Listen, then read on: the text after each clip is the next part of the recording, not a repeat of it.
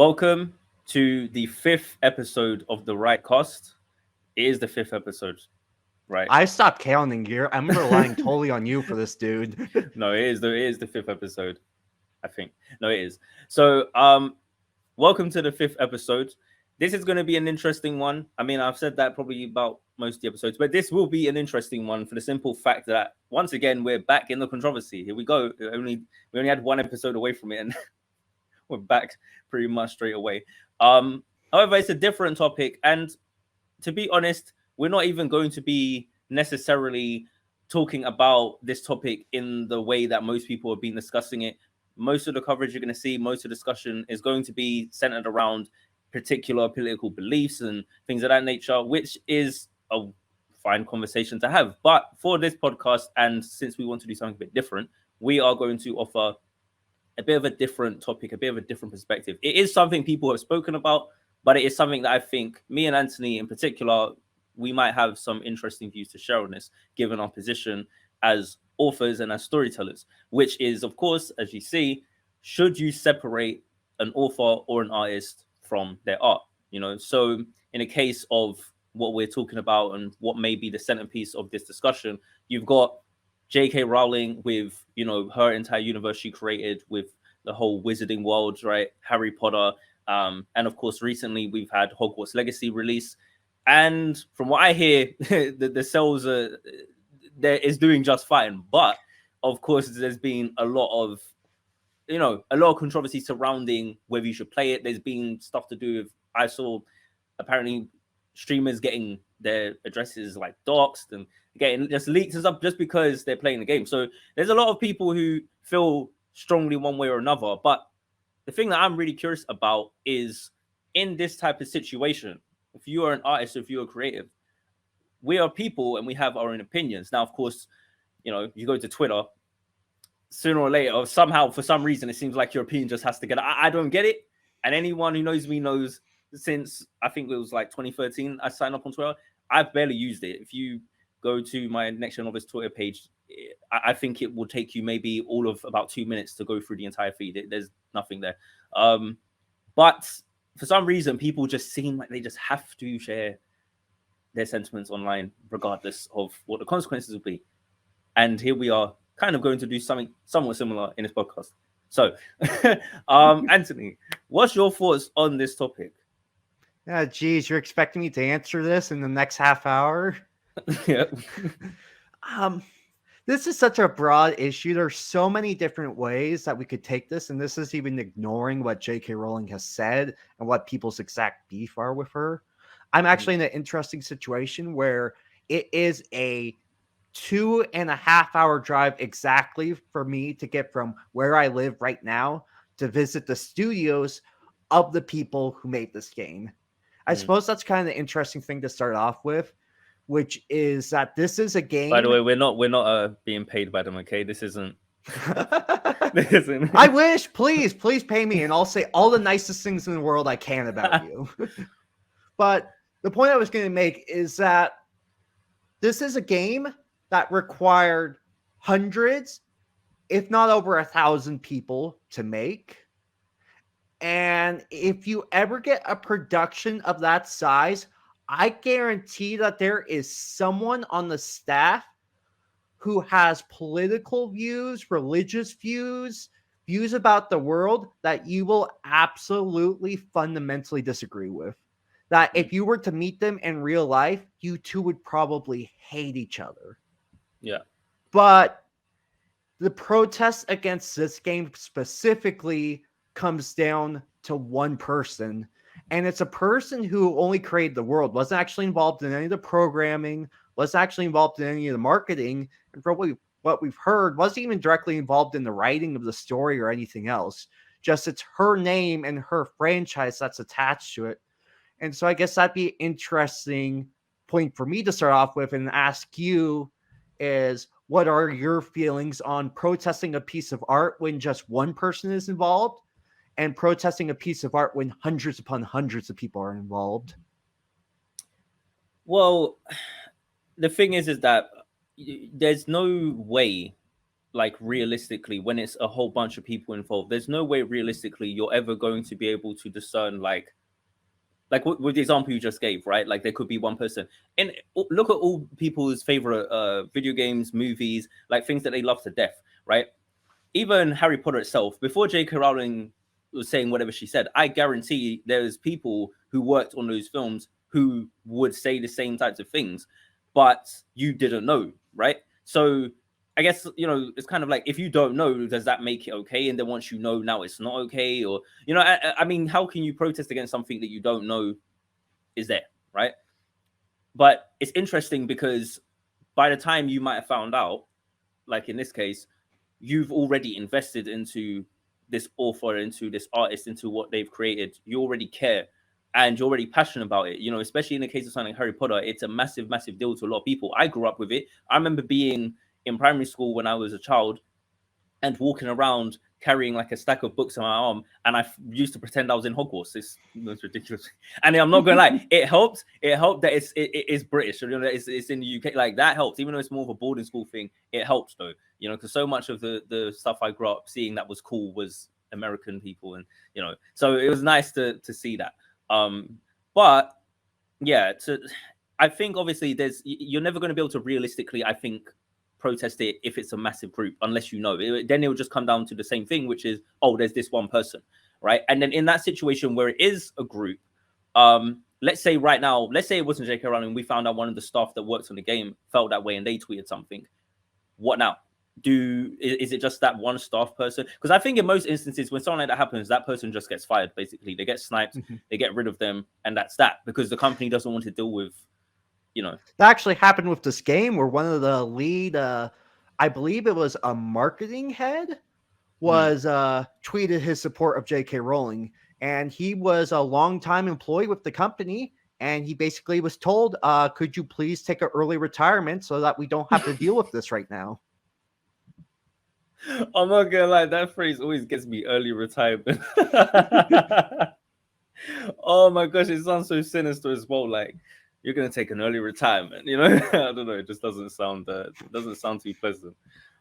But yeah, that's basically what I would guess is gonna happen. What more can really be done? When it comes to an individual, though, like in the case of J.K. Rowling, like you said, like if she didn't really make the game per se, but it's just set in her world, and then think about all the people who maybe are sympathetic to, who disagree with her, who worked on the game, and they still put hours into it. That's still their work too, right? So that's another thing as well. Like you've got the art and the artist as an individual, like you're saying, but then when it's a group, that's many different creators, that's many different artists who all have their personal stamp on something.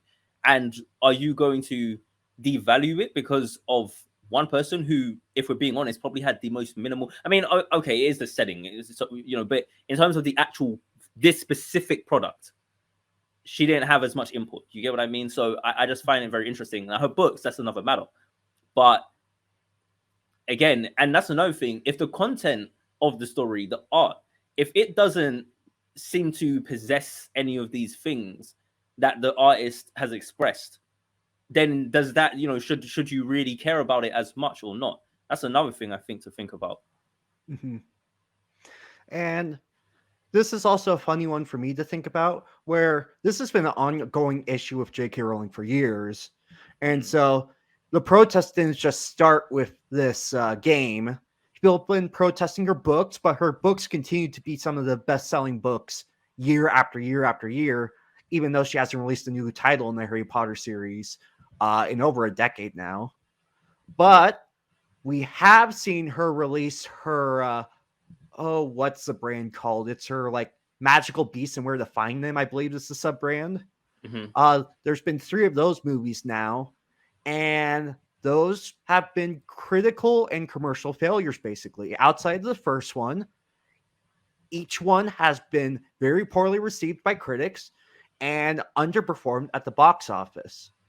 So It's been interesting to think about, where I saw a lot of people who actually protested those movies, but as soon as this game came out and they saw how high the review scores were, or they watched this trailer and they see how good the game is, the tune changes, where because it's a great piece of art, suddenly becomes that much harder to protest it.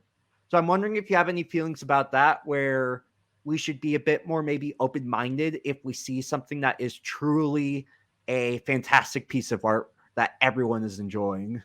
Or do you feel that is just hypocritical? Well, I will say this. If you personally feel strongly about the matter and you're like, I don't care, I'm not supporting anything related to this artist or creator ever again. If the issue is that, if the artist who you have the issue with, if whether, however much involvement they had, if you really feel strongly about it, then I would say it's fair enough if you're like, no, I wash my hands of it. I don't want to be involved. I don't want to hear about it. I don't care. I think that's understandable.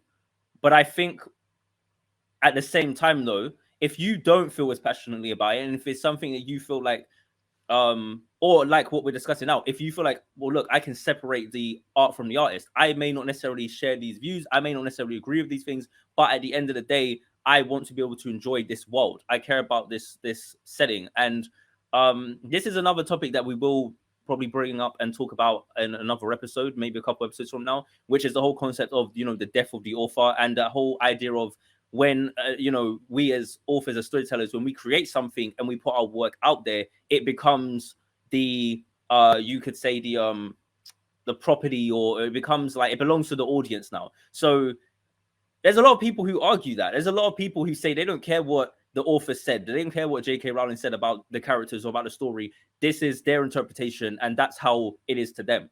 And I have like my own views on that, which I guess we can discuss when we get to that episode. But I think that's another part that plays into this and how you will interpret this. If you feel like the death of the author applies, then you're going to probably be a lot more. You're going to find it a lot easier to separate the art from the artist. Basically, is what I'm trying to say.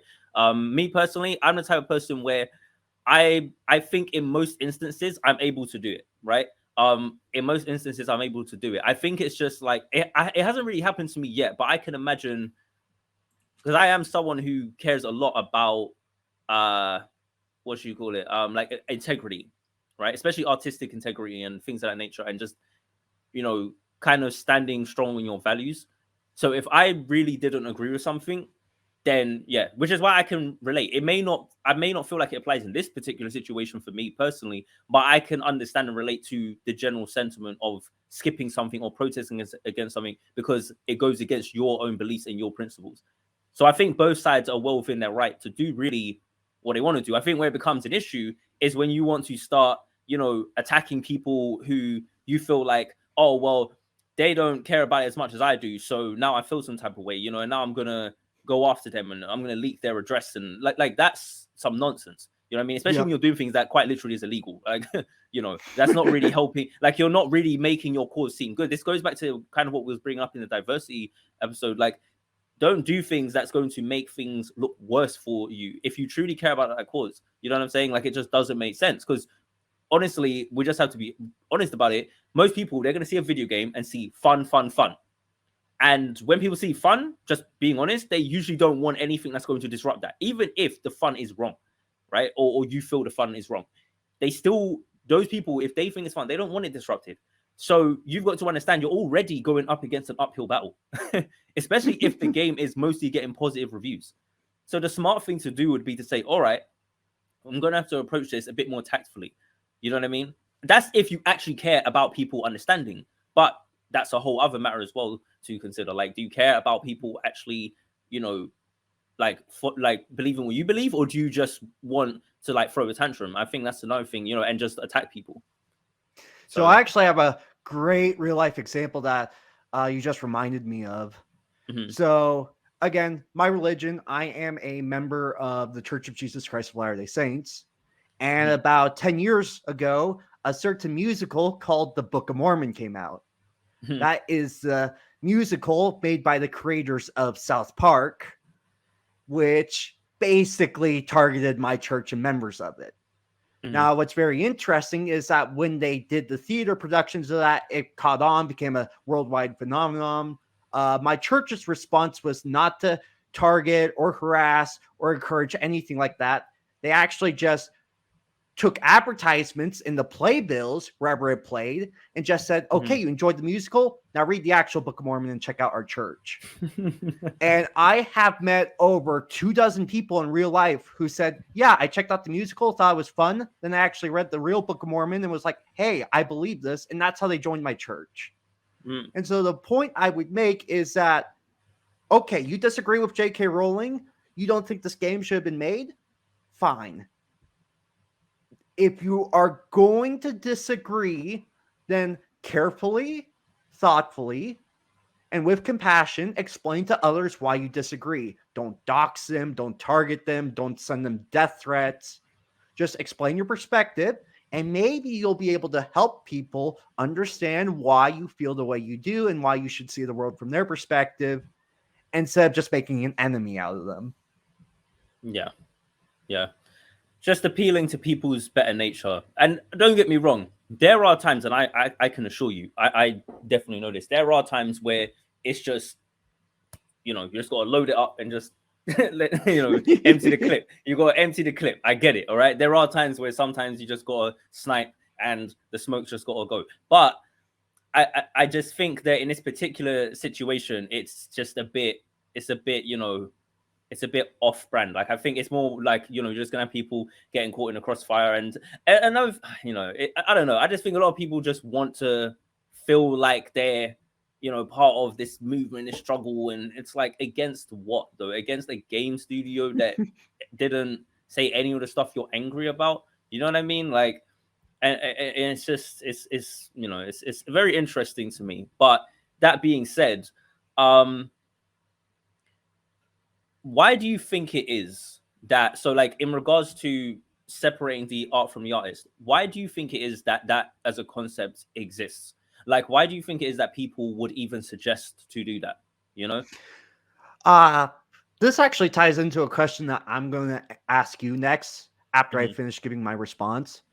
But I think this really became necessary as we've begun to collect art and study art from people who were born generations before us. So people who were around hundreds of years before us, where there is some great art from hundreds of years ago that have some truly uncomfortable and in some instances downright wicked, downright disgusting, downright disagreeable content that would not be appropriate today if it was included in our modern work.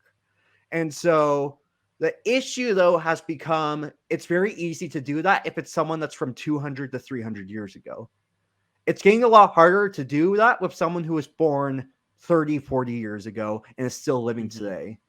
And so the question that I was going to ask you is that, how do you respond to content where it's like, I've been attacked for my religion and stuff that I've read. I know there's content out there. If you engage with it, it makes your race look bad, for example. So how do you draw that line, and how are you comfortable with engaging with stuff that makes you out to be someone that you're not? It's all comes down to authorial intent to me and the context surrounding when the work was made. I mean, if the person who made it set out with that intention of trying to push those ideas that I don't like, or what I think is like damaging imagery or representation or whatever, then in those instances, then I'm going to be like, oh, well, this is garbage. And, like, right, I'm going to feel that type of way about it. But I think that I'm very much able to disconnect from that. I'm very much able to look at something objectively and just understand, when was this written? Who was it written by? And to be truthfully honest, even in instances where if someone did write something, I can't think of any time I've particularly gone out of my way to do this. But if there is a work out there and for some reason I felt like I would gain something from this by looking at it, but I know the person that made it, it was just whatever. For example, I mean, you've got people like, you've got like Lovecraft, right? Which I don't know, like I've not personally read a lot of H.P. Lovecraft or anything myself, but there's Lovecraftian things I find interesting. And I've seen people who just, no matter what, they will not be able to get past, like, Lovecraft had these views and beliefs. And, and it's like, for example, someone will just make a video on YouTube, and the video will just be like breaking down like Cthulhu and and Lovecraftian creatures. And it's just a very much like world building, or like just a look at Lovecraft, like world building. and there will have to be some people in the comments just like, well, you know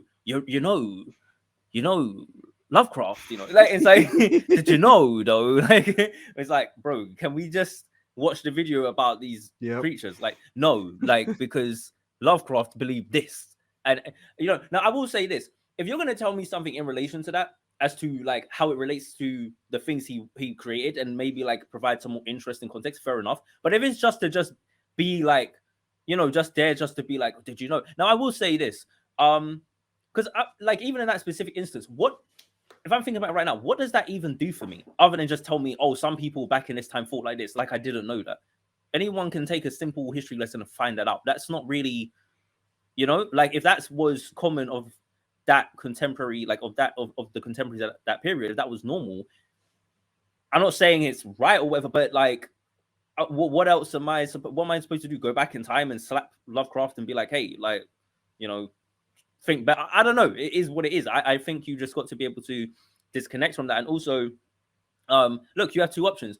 You don't have to look at those people. You don't have to read the J.K. Rowlings and Lovecrafts of the world. You do not have to. There are so much other interesting, amazing creators who you can learn from and who you can enjoy their works. And again, similar to like what I said in the diversity episode, you can just go to those places, and you should really, if you actually really strongly feel about it, that is exactly what you should do.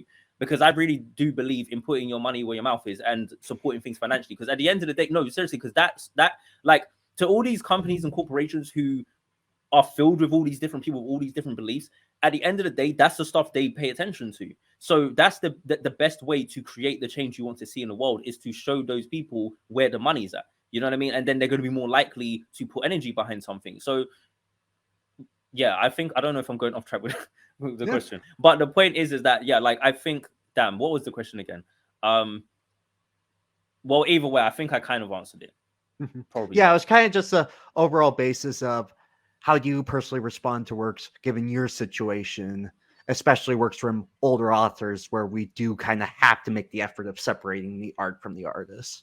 Yeah, just like, and that's enough. Again, like, so to answer the question I asked you for myself, like, why would we really need to do that? I think because there's a lot of good information, like you said, from the past that was taught. If we had this sort of mentality of just anything that remotely goes against our beliefs from today, we just shut it out. Then we're basically going to censor history. That's what you're going to do. You're going to just censor a whole lot of history. And then you get into the murky territory of, well, what things are inappropriate, what things aren't. You might think something's inappropriate that I don't think is inappropriate. Now what? Who gets to be the authority on this? Like, so it becomes this weird thing. And I think what's better is that you self-censor. You decide, okay, when I go into Waterstones or Barnes and Nobles or, wherever, you'd say, oh, let's be honest, a lot of us, it's going to be Amazon or Kindle, Audible these days. But, like, whatever it is, you go there and you're like, look, I'm not purchasing these things because I don't care. There's so much genres. Like, you are not about to find any type of erotica, whatever fiction on my Kindle anytime soon, because I'm not interested in it. Okay, I'm sure there's some great people who create stuff over there, but it's not for me. I'm good. Okay, I'm fine. So no hate to the erotic authors. It's just not for me. Same way how I write fantasy, and some people are like, oh, or they see the length of fantasy novel, they're like, oh, that's long. How can people read books those? I can't. So that's preference, right? So I think that you get, especially if you're someone who believes in the idea of diversity of thought and media, you start to get into some very, very, somewhat borderline hypocritical territory where you're somewhat going against your own values by trying to censor other things. I think what's better is to just let things exist and focus on the things that you care about. And again, like we're saying, like, if you truly believe in a cause and you want more people to support that, you have to appeal to people's better nature. And you also have to just be willing to accept. And sometimes this is the toughest part, especially when you're passionate about a certain ideology or belief. But sometimes you just got to be willing to accept that not everyone is going to agree with you. Mm-hmm. It's tough sometimes, especially if you're very passionate, but it's what you've got to do. Yeah, I could totally agree with that. So I suppose to start kind of wrapping up this topic, I have one more interesting question for you to think about. And I'd be interested to hear, what are your thoughts on companies and storytellers who are deliberately going out of their way to make controversial or emotionally charged works of art, where they realize that if they can make it the topic of discussion, the belief is that the extra attention that they get will help them sell more. Do you think that is a practice that companies are using more and more? Or do you think it's just a conspiracy theory, I would almost say, that no one's actually deliberately doing it except for maybe a few kooks out there? Well, it really depends, because depending on what side of controversy you're on, you're going to be selling more than in some circumstances. Like, you know, like when you've got matters that are considered to be under the woke ideology, that people would say like, oh, this is woke content, it's woke. Like, what's interesting about that is some of those things can still do well in spite of that, and then other things just don't, because like usually specifically because of that. At least that's what people will be arguing, because a lot of people boycott certain things or whatever. So it's very interesting. Like, for example, I remember when Solo came out, and a whole bunch of Star Wars fans were just like, yeah, here we go. I knew we could not go the episode about Star Wars. It's my fault. It's my fault. But no, like I remember when Solo came out, and then it was just kind of like, oh, yeah, we're not watching this because of yada yada, because of how they're reacting towards the fans and blah blah. Which I have to say, to be honest, I do think that Disney was a bit off with some of that. But at the same time, then I watched Solo. I was like, this film's all right. Like I thought it was all right. Like, to be truthfully honest, it was a bit better than I expected, to be honest with you. And actually, one of my favorite songs now from Star Wars is from that film. So I actually liked it a lot too, except for the whole Han Solo Chewbacca shower scene. That is like forever burned in my memory of, I didn't really need to see that in a Star Wars movie. It's burned in your memory. It's eradicated from mine. It's what was that scene? I don't remember. But yeah, like I just find that interesting because, a lot of the time, I think sales wise it just depends. But I would be naive to say that there are not some people who will just deliberately make something. And you know what my thing is I don't personally even necessarily have an issue with that if it's going to be, because I am a believer. It's what we're doing this podcast to an extent of having conversations or raising certain topics. I don't think there's a problem with trying to initiate certain conversations or wanting to challenge your audience to question certain things. And if your fear is, oh, that's going to be controversial, and you shy away from it, then the conversations they're not had. And most of the change that we've seen in the world came from people willing to ask certain questions of society and of the world. So even if it is deliberate and it is like, oh, this is going to push some buttons. Now, if you're just doing it because you just want to piss people off and there's not really anything else to it, you're just one of those people, like the Joker says, who, some just want to see the world burn. Yeah, that's you, right? You're just what is that? Chaotic? It's probably just chaotic something. It's not chaotic neutral, is it? It's chaotic something though. But look, in that case, it is what it is. I mean, the final question that I really wanted to ask, just because I think for us specifically, it would be interesting is, would we want people to separate us from our art? Like, so for the things we've made, for our books, for our stories, if let's say people watch this podcast and they're like, I don't like what Anthony said on episode 8. Now I can't deal with this guy anymore. Like, you know what? That's it. It's a wrap for him. Unsubscribe. Yeah, unsubscribe. Yeah, just like, I can't take what this dude said. Like I definitely think in my future there's gonna be people who just get mad at me for something. So I'm gonna say at some point. But my thing is do you think that for us though, as the creators, because I don't think anyone really ever asked that question. Like, what do the artists think? What do the actual people who make the thing? Do they want to be separated? Because the audience will say, "Oh, I separate the art from the artist." But what do the artists, in our case, would we want that to happen or not? Yeah. So for me, this would tie into a discussion about separating art from the artist, where I do not believe in the whole movement of the death of the author. I've taken college courses on it. I don't believe that's possible. And to even make fun of that, I include myself as a character in my books.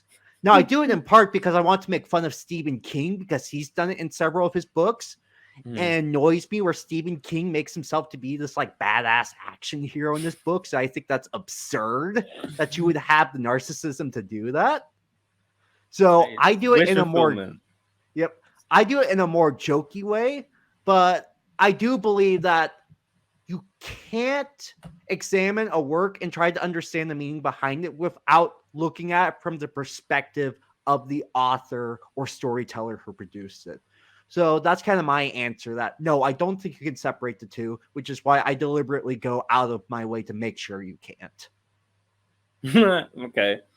All right. Yeah. I mean, you don't think that art, you can separate art from the artist. So I in the do not. case of, okay, so in the case of then, like with Hogwarts Legacy, for example, and the people who are playing it, and they're like, hey, I'm separating art from the artist, I don't really care. Like you think that that's just like BS, like that's not true, or Yeah, so that's a funny thing where I would argue that the people who are protesting the game are right in the fact that if you truly deeply cared at a fundamental level about what J.K. Rowling was saying, you shouldn't buy the game. I think they're right.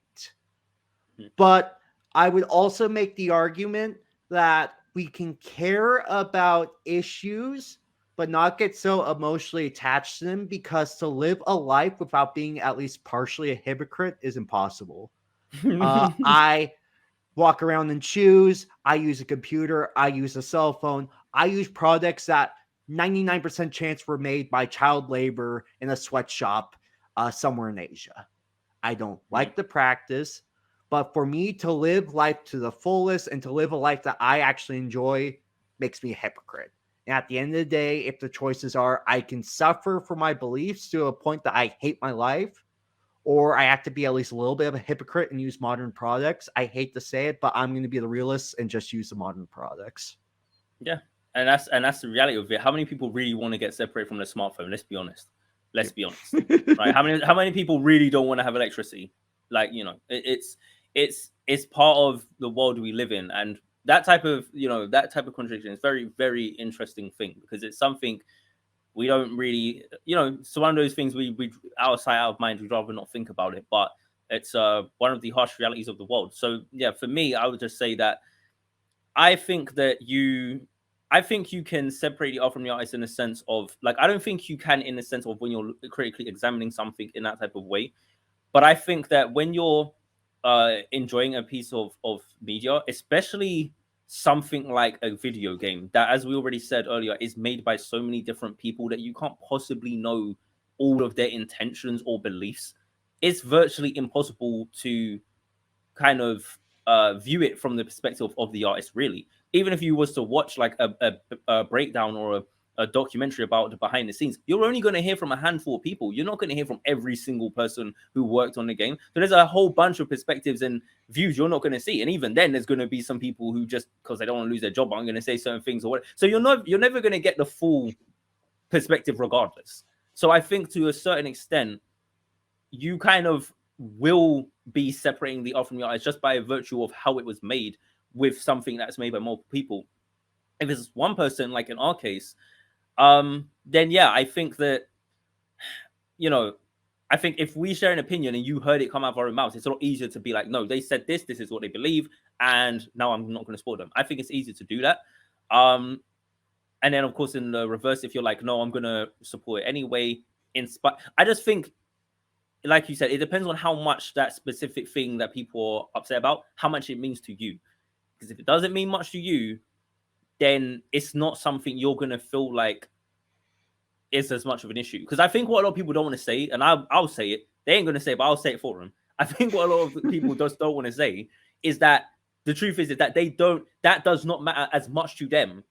So they don't have to do any separation of the art from the artist, because the reality is that it's not bothering them to the same extent. So they don't have to separate anything. They say that is what it is to justify it, but the reality is that's not what they do.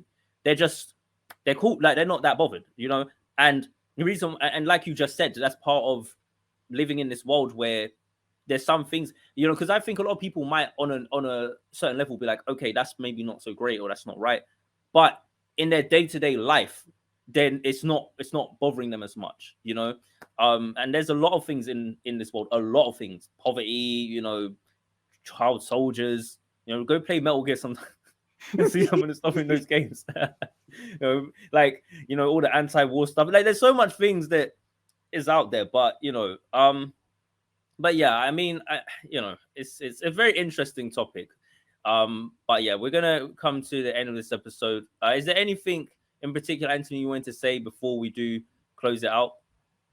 Any Support our final work thoughts? because I'm fairly certain neither of us have made any seriously aggravating statements that will upset or offend you. Yeah, and we never will, ever, Yeah. ever, ever. The one thing I can promise you is you are not going to be able to find a tweet of me saying something crazy because I don't use Twitter. But you might be able to find a clip on YouTube. That's the whole other thing. But yeah, Maybe even a clip from this channel. Hey, who knows? Maybe that'll be the spark that ignites the flame. Maybe now we should create some content delivery. No, but this is the thing that I just think it's very interesting. Very, very interesting topic. So my question for you guys in the audience is: do you separate the art from the artist, and do you think it's something you should do? Do you think people should do that? And if not, why? If so, why? Something to think about. Also, if you yourself are an artist, the question I asked Anthony and for us, do you want people to do that? Do you want people to separate you from your own art? I didn't actually answer that question, so I'm going to answer it right now. No, do not separate me from my art. Okay, my name's on it for a reason. Don't separate me. No, I'm joking. I will say this: do whatever you feel is necessary to enjoy it. Okay, because realistically, at some point, I will not exist in this world anymore, and I think that if you find that story matters to you, or you found meaning in it, I don't think that you should allow me today or me in the future to take that away from you just because at one point you thought I was a certain way and then now you found out otherwise. And also, if you don't know the author, there's so many books you might pick it up and you don't even know who the author is and you read it and you enjoy it. And it's like, oh, now I found out XYZ, now I can't enjoy it. So I'll just try to not allow that stuff to affect you too strongly is what I would say personally. And if that applies to my work, same thing. That's it. I can agree with that. Yeah. So anyway, that's been the 5th episode of The Right Cast. Just so you guys know, this time we are going to be recording the next episode right after this. So like I said in the previous episode, if you see us wearing the same clothes, again, okay, that's why. All right. It's not because we didn't shower for a week and switch for all you know. Okay. But anyway, that's it. Thanks for watching, guys. Ciao. Peace.